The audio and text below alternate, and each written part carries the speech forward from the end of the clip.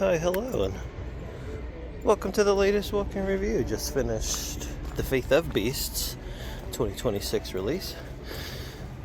Second book in the Captive War series by James S.A. Corey. It's actually two guys. They wrote the Expanse series a couple years ago. Really enjoyed that.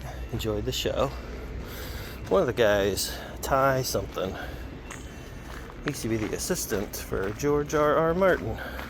Fun fact. This book, The Faith of Beasts, 560 pages, I believe, if my memory serves correctly. I just looked at the information about 2 minutes ago. Released this year, 2026. And unfortunately, it's 560 pages of nothing. Bleh, nothing. Who are the main characters? Pretty sure it's this guy, Dave. I don't know. I don't have a format for this. I really wanted to like this book, but I'm 50% through saying, what's happening? And then I'm 60% through saying, what's happening? And then you're 80% through, like, what is gonna happen? Nothing happens. The character development was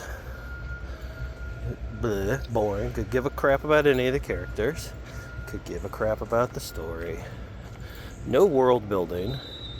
The bad guys are this somehow advanced race of bugs called the Carricks. But they were 2 books in, no explanation to who they are, how they got to where they are, why they are how they are. There's a secret super nanobite spot. I don't know what the spot. Again, no explanation. It's just this nanobots that can change appearance and steal personalities from whoever. I think. But yeah.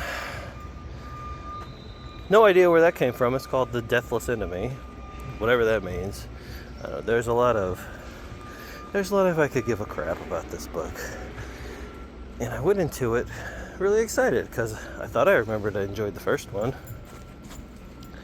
I remember not liking it. Yeah, nothing happens in this book. And I want to say I'm done with it. I think I'm done with it. Done with the series. I like my new format where I film my little rants. I'll give it the rest of the day to think about what I forgot to talk about. And I'll film the rest this afternoon.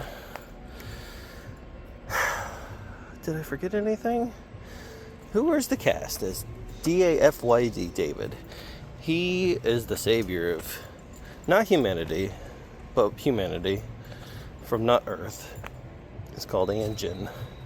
But where did Anjin come from? There's like a story in a story, a myth, a folk tale.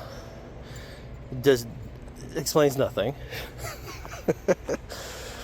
And then David is there with, there's a Jessen and a Jellet, and I think he's with Jellet. Jellet's the spy.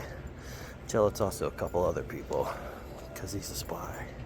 He's the Deathless Enemy, and he's here to attack the Carricks, but he doesn't know what to do, or she doesn't know what to do, but they're gonna figure it out. I just don't care. I don't care. That was what I was saying.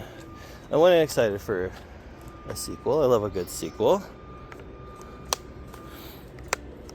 And then you lose the excitement and you get bored. And then the boredom turns into, I was angry at this book by about 85%. And then the last 10%, I just accepted it. This is what it is. No world building. Hardly any character building. I'm struggling to. There's a guy named Tonner. Spoiler alert on Tonner. But that was I guess it was supposed to be a big deal. What happened to him? Could care less.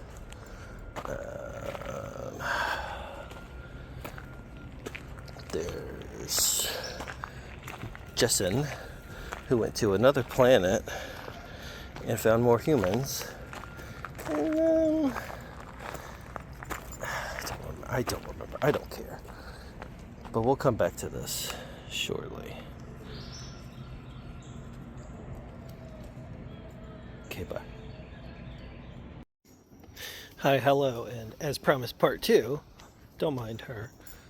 Just doing dog stuff. So, I read some other reviews. I don't read reviews until after I finish the book. I don't even read the summary of what the book is anymore. I like to be that surprised. Excuse me.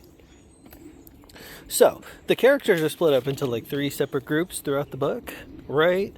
And they could be in the same place, in the same building, with the amount of detail or lack of detail put into the world building. It really drives me crazy because, again, I'm comparing these guys to The Expanse because they wrote The Expanse. Nothing's. I mean, maybe it's explained in the last book. Maybe.